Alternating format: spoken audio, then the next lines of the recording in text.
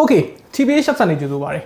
2021ကုန်သွားလို့2022လဲနှစ်သက်လဲရောက်လာပြီနှစ်သက်ရောက်ပြီဆိုလို့ရှိရင်အများတန်းလုပ်နေကြပွဲရှိတယ် CES လို့ခေါ်တယ်အရင်နှစ်တည်းတုန်းကတော့ကျွန်တော်တို့လူကိုယ်တိုင်သွားလို့ရခဲ့တယ်ဒါပေမဲ့ဒီနှစ်မှာတော့မဖြစ်နိုင်ဘူးပေါ့နော်ဘာပဲပြောအဲ့ဒီကနေမိတ်ဆက်လိုက်တဲ့ tech အသစ်တွေ gadget အသစ်တွေအဲ့ဒါတွေကတော်တော်လေးစိတ်ဝင်စားဖို့ကောင်းတယ်ဆိုတော့ဒီနှစ်2022မှာလုပ်ခဲ့တဲ့ CES မှာကြီးညာသွားသမျှတွေကိုကျွန်တော်တို့ဟိုဆက်ဒီဆက်နည်းနည်းလိုက်ပြီးတော့ recap လုပ်ကြည့်အောင်ဆိုတော့ CES ရဲ့အရှိကောက်ကတော့ consumer electronic show ပါအဲ့ဒီမှာကျွန်တော်တို့နေစက်တာတွေဆိုလို့ရှိရင် computer အသစ်တွေ monitor တွေ display tech တွေကားတွေအထိပြအကုန်အစုံပါတယ်ဆိုတော့ကျွန်တော်တို့ computer နဲ့စပြောအောင်ဒီနှစ်က Apple ရဲ့ M1 chip တွေကိုလိုက်ပြိုင်နေနှစ်ပါ AMD နဲ့ Intel က chip အသစ်တွေကတော်တော်လေးတိုးတက်လာတယ် Intel အနေနဲ့က laptop အတွက် Alder Lake chip တွေကိုမိတ်ဆက်သွားတယ် desktop အတွက်ကြတော့သူတို့ရဲ့ Alder Lake ပဲပေါ့နော်ဒါပေမဲ့ K မဟုတ်တော့ဘဲနဲ့ KS ပေါ့ဆိုတော့ 12900 KS series က 5.5 GHz အထိ clock speed ရမယ် top of the line CPU တွေဒါပေမဲ့ power hungry အရန်မဖြစ်တဲ့ Alder Lake CPU chip တွေလည်းရှိတယ်သူတို့က14 core အထိလာမယ် DDR5 support လည်းပါမယ် Wi-Fi 6E တို့ Thunderbolt 4တို့အဲ့ဒါတွေလည်းပါမယ်သူတို့ကဒီ chip ကို build လုပ်ထားတဲ့ architecture ပြောင်းသွားတယ်အရင်တော့လိုမျိုးမဟုတ်တော့ဘဲနဲ့ ARM နဲ့နည်းနည်းဆင်လာတယ်လို့ပြောရမယ်သူမှာcore 2မျိုးပါတယ်ပေါ့နော် performance core ရဲ့ efficiency core ရဲ့ဆိုပြီး2မျိုးဖြစ်လာတယ်ဆိုတော့အဲ့လိုဖြစ်လာတာကဘာအတွက်ကောင်းလဲဆိုတော့ AMD နဲ့ Apple နဲ့ကိုပြန်ပြီးတော့ရှင်ဖိုက်ဖို့ကောင်းသွားတယ်ပေါ့နော် architecture ဒီ architecture ပဲဖြစ်သွားတယ်ပေါ့Intel ကအသစ်တွေမိတ်ဆက်လို့ AMD ကလည်းငြိမ်မနေပါဘူးသူကကြတော့ Zen 3 Plus ရဲကောင်းလာတယ်အဲ့ဒါသူတို့အရင်တုန်းကရှိပြီးသား Zen 3 architecture ကိုမှပို့ပြီးတော့တိုးတက်အောင်လုပ်ထားတာRyzen 600 series chip တွေ laptop market တွေထုတ်ပေးလိုက်တယ် Ryzen 500 series တုန်းက Zen 3 နဲ့600 series က Zen 3 Plus နဲ့အဲ့လိုမှတ်လို့ရတယ် Zen 3 Plus နဲ့မှာ performance တွေရော battery နဲ့ပတ်သက်အောင်ရောပိုကောင်းအောင်လုပ်ပေးထားတယ် laptop သမားတွေအတွက်သိတာတယ် GPU အတွက်ကြတော့သူတို့က Vega design အဟောင်းမသုံးတော့ဘူးပြ RDNA 2 architecture ဘက်ကိုကူးသွားပြီပေါ့ RDNA 2ဆိုတာကျွန်တော်တို့ PS5 တို့ Xbox Series X တို့မှာသုံးထားတဲ့ GPU architecture ပဲ PC အတွက်ကြတော့ Zen 4 ရဲ့လို့မလာသေးဘူးပေါ့နော်ဒါက CES မှာမလာသေးဘူးတက်ပွဲတစ်ပွဲနဲ့လာလိမ့်မယ်လို့ထင်တယ်ဆိုတော့ဒါကတော့ computer တွေရဲ့ဒီ CPU ဘိုင်းပေါ့ GPU ဘိုင်းကိုဆက်မယ်ဆိုလို့ရှိရင် Nvidia ကသူတို့ကြီးညာသွားတာတွေအများကြီးရှိတယ်ပထမဆုံးကျွန်တော်တို့ display နဲ့စမယ် display မှာ monitor ကို 27 inch 1440p ကိုသူတို့က standard တစ်ခုအနေနဲ့သတ်မှတ်လိုက်တယ် refresh rate ကလည်း 360Hz ရမယ်အရင်တုန်းကကြတော့ဗျာ24 inch 1080p 360Hz အဲ့ဒါ esports standard ပေါ့နော်အခုကကြတော့27 inch လည်းဖြစ်သွားသလို 360Hz လည်းဖြစ်သွားတယ်သူကနှစ်လက်မလောက်ပို့ပြီးတော့ကျယ်လိုက်လို့ရှိရင် gaming performance က 3% လောက်တိုးတက်လာတယ်ဘာညာပေါ့ဗျာသူတို့ရဲ့ survey အရပေါ့ဒါပေမဲ့အကြီးကိုမကြိုက်ဘူးဆိုလို့ရှိရင်လည်းသူ့မှာ dual format mode ဆိုတာပါတယ်သူက27 inch ကနေပြီးတော့25 inch 1080p monitor အဖြစ်ပြောင်းလုပ်ပြီးလို့ရတယ်adapt မလုပ်နိုင်သေးတဲ့ esports user တွေအတွက်အဆင်ပြေတယ်ပြီးတော့အဲ့ဒါတွေနဲ့တွဲသုံးမှုအတွက် RTX 3050ကိုလည်းမိတ်ဆက်လိုက်တယ် RTX 3050မှာ ray tracing အတွက် second gen RT core တွေထည့်ပေးထားတယ်ပြီးတော့ DLSS ဆို AI တို့အတွက် third gen tensor core တွေလည်းပါတယ်ဆိုတော့အတိအကျဆိုလို့ရှိရင်တော့ကျွန်တော်တို့ဒီမှာမြင်ရတဲ့အတိုင်းပဲသူရဲ့ specs ကဈေးက$250လို့ပြောထားပေမဲ့ဒါကတော့ MSRP ဈေးပေါ့ဗျာ street price ကတော့ဒီတဲ့အများကြီးပိုကြီးမှာပေါ့ပြီးတော့ laptop GPU ဘက်မှာလည်း Nvidia အသစ်2မျိုးထွက်တယ်3070 Ti ရဲ့3080 Ti ရဲ့တို့ပြသွားတဲ့အထဲမှာဆိုလို့ရှိရင် Alienware X15 ပါတယ်laptop မှာ 1440p gaming ကို 144Hz လောက်နဲ့အများနဲ့ဆောက်လို့ရမယ့်အနေအထားလောက်ကတော့ဖြစ်လာပြီလို့ပြောလို့ရတယ်ဈေးကတော့ကျန်းတယ်3080 Ti ဆိုလို့ရှိရင်2500လောက်ကနေစတယ်ဒါအနည်းဆုံးကိုပြောတာဈေးကွက်ပေါ်ရောက်လာပြီ3000 3500လောက်ကတော့မှန်းလာလို့ရတယ်ဆိုတော့သူတို့ရဲ့ performance ကသေးတော့မသေးဘူးဗျသူတို့ပြောတဲ့ပုံစံအရဆိုရင်2080 Super ထက် 70% ပိုမြန်တယ်laptop ချင်းချင်းရှင်ပေါ့နော် 1440p gaming မှာ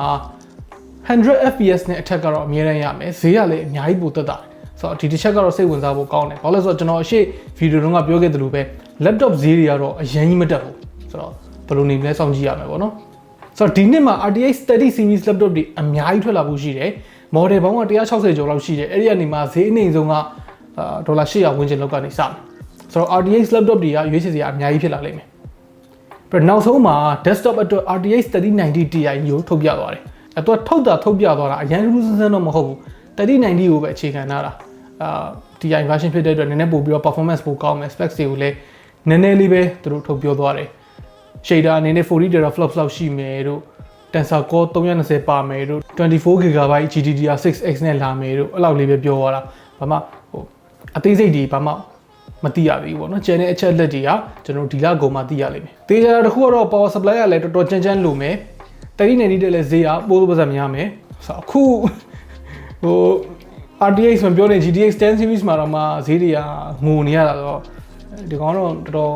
နားတော့မကတ်ထိုင်တော့ပါဘူးတော်ရုံတရုံလေဆိုတော့ PC monitor တွေဘက်ကိုကြည့်လိုက်မယ်ဆိုရင်ဒီနှစ်ကတော်တော်လေးတိုးတက်လာတယ်လို့ပြောရမယ်ဆိုတော့ Nvidia eSports monitor တွေကိုဦးစားပေးသွားတာNvidia တော့ထုံးစံပေါ့နော်ကျန်တဲ့ monitor တွေကတော့LG တို့ Samsung တို့ကနေပြီးတော့အသစ်မိတ်ဆက်ထားတဲ့ဟာတွေတော်တော်မိုက်တယ်16:18 ratio နဲ့ dual monitor တွေသူကြည့်ရတာနည်းနည်းတော့ဦးကြောင်ကြောင်နိုင်လိမ့်မယ်ဒါပေမဲ့တကယ်တမ်းကျတော့ 21.5 inch display နှစ်ခုကိုနှစ်ထပ်လုပ်ထားတဲ့ပုံစံမျိုးဆိုတော့အဲ့ဒါကိုသုံးဖို့အတွက်လည်းသူတို့က split view mode ဆိုတဲ့ကောင်ပါတယ်အခုပုံမှန်မြင်ရတဲ့ပုံစံတိုင်းဆိုလို့ရှိရင် Premiere Pro တို့ဘာတို့ edit လုပ်တဲ့အခါမှာ program view ကိုအပေါ်မှာအပြည့်ထားလိုက်အောက်မှာ timeline တို့ editing panel တို့ထားလိုက်မယ်ဆိုလို့ရှိရင် video edit လုပ်ရတာပုံမိုက်တယ်ပေါ့ဗျာပြောရမယ်ဆိုဟို dual monitor setup ဘေးလိုက်မဟုတ်ဘူးအပေါ်အောက်ပေါ့နော်အဲ့ဒါကိုမှ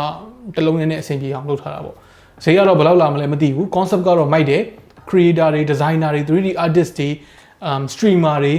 သူတို့အတွက်အဆင်ပြေနေတယ်ဒါပေမဲ့ gamer တွေကတော့ကြိုက်မှာမဟုတ်ဘူး gamer တွေအတွက်ကျတော့ ROG Swift OLED gaming monitor ကို ASUS ကပြသွားတယ်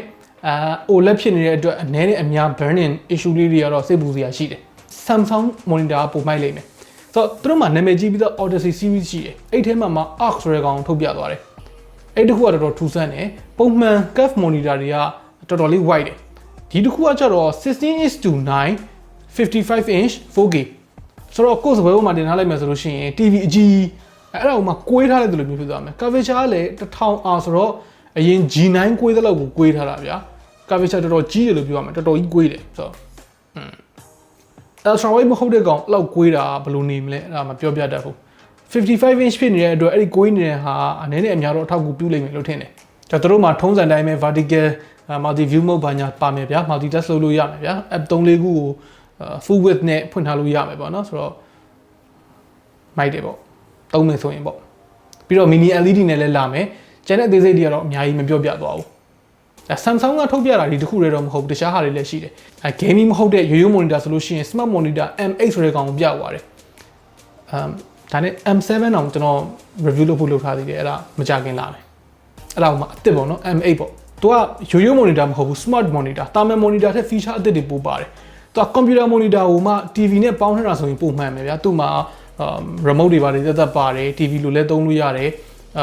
computer နဲ့မချိတ်ထားဘဲနဲ့လည်း Microsoft Office တွေပါတယ်သုံးလို့ရတယ်အဲ့လိုမျိုးဗျာဒါ32လက်မဟိုမှာ 4K monitor နဲ့လာမယ် monitor ပေါ်မှာ built-in webcam တော့မပါဘူးဆိုပေမဲ့အပေါ်ကနေပြီးတော့ magnet နဲ့တက်လို့ရမယ် slim fit camera ဆိုတဲ့ကောင်လေးရှိမယ်ဆိုတော့ laptop တွေကတော့ CES 2022ကတကယ် special ပွဲပဲ Dell XPS တွေ Asus ROG တွေ Lenovo ThinkPad တွေအကုန်လုံးကျွန်တော်တို့ series အကုန်လုံးအသစ်ထွက်တယ်ဆိုတော့တော်တော်လေးပြောင်းလဲတာဆိုလို့ရှိရင်ဒီနှစ်မှာ XPS ကိုပြောလို့ရတယ် XPS 13 Plus ဆိုတဲ့ကောင်ထွက်လာတယ်သူက design အသစ်နဲ့တော်တော်လေး minimal ဖြစ်တယ်ဘယ်လောက် minimal ဖြစ်လဲဆိုတော့ trackpad တောင်မမြင်ရလောက်အောင် minimal ဖြစ်တယ်ဆိုတော့သူ့ရဲ့ keyboard ကလည်း laptop ရဲ့ hub son device son အပြည့်ပဲဆိုလို့ချင်တာ key တစ်ခုချင်းစီကအရင်မသေးပါဘူးပေါ့နော်ဒါပေမဲ့အကုန်လုံး cram ထည့်ထားရတာပေါ့ဆိုတော့ keyboard ရဲ့အပေါ်မှာ touch bar တွေထည့်ပေးထားတယ်တကယ်က function key ထားမယ့်နေရာကိုဒါဖြုတ်ထားလိုက်တာပေါ့နော် Apple လိုမျိုး touch bar တော့မဟုတ်ဘူးသူက media key ရဲ့ function key ရဲ့နှစ်မျိုးကိုပဲပြပေးနိုင်တဲ့အကောင်ပေါ့နော်ဂျားတွေက hybrid ပေါ့လူတွေ escape key ကိုအများအားလိုချင်နေတာနေတယ်မယ်ဒီကောင်ကတိတ်ကြကြခံမယ်လို့မထင်ဘူးဆိုတော့ channel အပိုင်းတွေကတော့တော်တော်လေးမိုက်ပါတယ် size ကသေးပေမဲ့ 4K OLED version အထိရှိမယ်12 Gen Core i7 configure လုပ်လို့ရမယ်ဆိုတော့ XPS ကတော့လောလောဆယ်မှာလူကြိုက်အများဆုံး premium compact laptop တွေထဲမှာပါနေသေးတယ် Asus ROG ထဲမှာလည်း Floor Z13 ဆိုတဲ့ကောင်ထွက်တယ်အဲ့ကောင်ကအရင်နှစ် Floor မှာဒါ successor ပေါ့နော်အရင်နှစ်တုန်းကခင်ဗျားဒီ3080 external module ဝယ်ခဲ့တယ်ဆိုလို့ရှိရင်အဲ့ကောင်ဒီမှာလည်းသုံးလို့ရအောင်မယ်ပြီးတော့ ZenBook ထဲမှာဆိုလို့ရှိရင် ZenBook 17.4 ဆိုတဲ့ကောင်ထွက်လာတယ်ဆိုတော့သူ့ပုံစံဗျာ display အကြီးဗျာ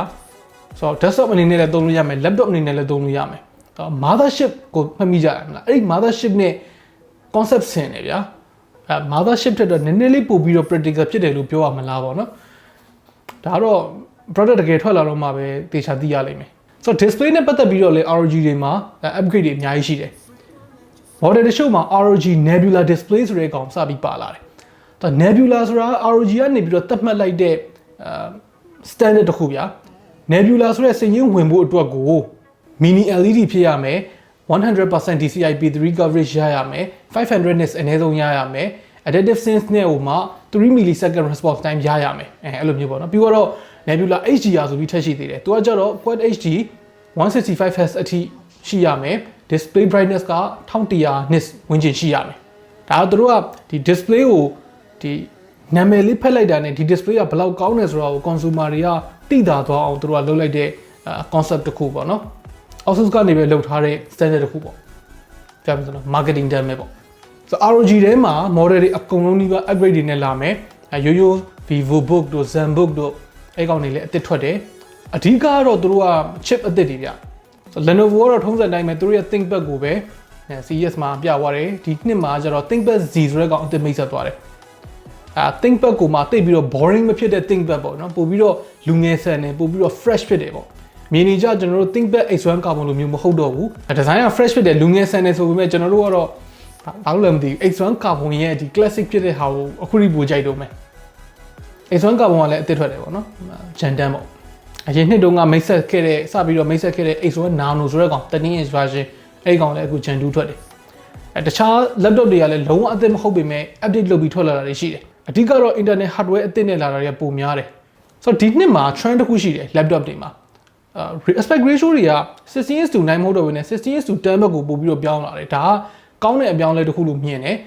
display size သေးတဲ့ကောင်တွေမှာအဲ့လို 16:10 တို့ 3/2 တို့အဲ့ကောင်တွေက vertical space ပိုရတယ်ဗျာပို့ပြီးတော့ breathing room ရတယ်လို့ခံစားရတယ် everyday laptop သုံးတဲ့အခါမှာပို့ပြီးတော့အဆင်ပြေတယ် okay ဆိုတော့ဒါ PC ဘက်ပြီးသွားပြီကျွန်တော်တို့ mobile ဘက်ကိုလှည့်မယ်ဆိုတော့ CES ကဖုန်းပိုင်းမှာတော့အများကြီးကြေညာသွားတာမျိုးမရှိဘူးသူက US မှာလုပ်တဲ့ကောင်ဆိုတော့ Chinese brand တွေလည်းတိတ်မလာဘူးပေါ့နော်ဘာရှိမလဲဆိုတော့ Snapdragon 8 Gen 1ကိုပြသွားတာရှိမယ်ဗျာ Samsung မှာဆိုလို့ရှိရင်လည်း Exynos 2200ရှိမယ်တခြားတော့ဘာမှထူးထူးဆန်းဆန်းမရှိဘူး Samsung ကသူတို့ရဲ့နောက်ဆုံးပေါ် foldable mobile display ကို showcase လုပ်သွားတာရှိတယ်ဆိုတော့နောက်ပိုင်းမှာသူတို့ကိုယ်တိုင်ဒါမှမဟုတ်တခြား brand တစ်ခုကနေပြီးတော့ triple fold တို့ဘာလို့မြင်ရနိုင်တယ်ပေါ့နော် CES မှာဒီ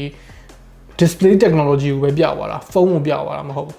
CES ကလည်းဖုန်းတွေထုတ်ကြွားတဲ့ပွဲသိမ့်မဟုတ်ဘူးဖုန်းတွေက MWC တို့ဘာလို့ပြီးတော့သူတို့ကိုယ်ပိုင်ပွဲတွေနဲ့သူတို့ကြွားတဲ့ဟာပေါ့နော်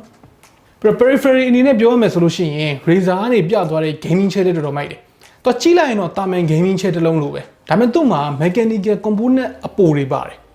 အဲ့ဒါတွေကအကုန်လုံးကိုခုံအောက်ရဲ့ဒီ base မှာပေါ့နော်အကုန်လုံးကိုထည့်ပေးထားတာဆိုတော့အဲ့ဒီခုံရဲ့နာမည်က NK Pro Hyper Sense ကိုခေါ်တယ် game တွေရုပ်ရှင်တွေတခြား media တွေကိုလိုက်ပြီးတော့ခုံက feedback လုပ်ပေးနိုင်မှုအတွက်ထည့်ထားတာဗျာအရင်ကထပ်ပို့ပြီးတော့နောက်တစ်ဆင့်တက်တဲ့ gaming chair တစ်ခုဖြစ်လာပြီခုံကတုံမယ်လှုပ်မယ်စောင်းမယ်မြောက်တက်သွားအောင်ဒီပင့်ပေးတာမှလည်းလုပ်ပေးနိုင်တယ်ဗျာဒါပေမဲ့ပြုတ်ကျလောက်အောင်တင်မလားလို့အုံတိုင်းဖြစ်ရလောက်အောင်တော့မဟုတ်ဘူးပေါ့တလက်မလောက်ကိုပဲအပေါ်ကိုပင့်တင်ပေးနိုင်တာဒီအပေါ်အောက်သွားတာတလက်မလောက်ပဲရှိမယ်ဆိုတော့simulator game တွေ racing game တွေဆိုလို့ရှိရင်တော်တော်လေးမိုက်မယ်လို့ထင်ရတယ် support ပေးမယ်ဆိုရင်ပေါ့ FPS game တွေမှာလည်းဒါဖြစ်နိုင်ခြေရှိတယ်ဒါ player ကိုရှေ့ကိုတိုးလိုက်ရင်ခုံကရှေ့ကိုညှစ်သွားတာမျိုးကောင်းမွန်တဲ့ game တွေမှာဆိုလို့ရှိရင်ကားကွေ့ရင်လိုက်ကွေ့တာစောင်းတာရုပ်ရှင်ကြည့်ရဆိုလို့ရှိရင်လည်းသူတို့တွေခေါ်တယ် 4D ပေါ့ဗျာအပေါက်ကွဲလို့ရှိရင်အောက်ကခုံကတုံသွားတာဘာညာမျိုးပေါ့နော် entertainment နဲ့ပဲအစုံနဲ့ဒီခုံကတွဲသုံးလို့ရအောင်လုပ်ထားတာဒါတကယ်ပဲထွက်လာမလား concept လားအဲ့ဒါတော့တိတိကျကျတော့မပြောပြတတ်သေးဘူးလောလောဆယ်ကတော့ concept အဆင့်ပဲရှိသေးတယ်ထွက်လာမယ်ဆိုလို့ရှိရင်လည်းဈေးကတော့သေးမယ်လို့မထင်ဘူးအစောကြီးတွေကမှ gaming ချဲဆိုလို့ရှိရင်ဈေးက auto ကြီးပြီးသားဆိုတော့ဘယ်လိုလာမလဲတော့မသိဘူးတကယ်တမ်းကဒါအသစ်ကြီးတော့မဟုတ်ဘူးဒီ technology ကအရင်ကတည်းကရှိတယ်ဒါပေမဲ့ Razer လိုမျိုး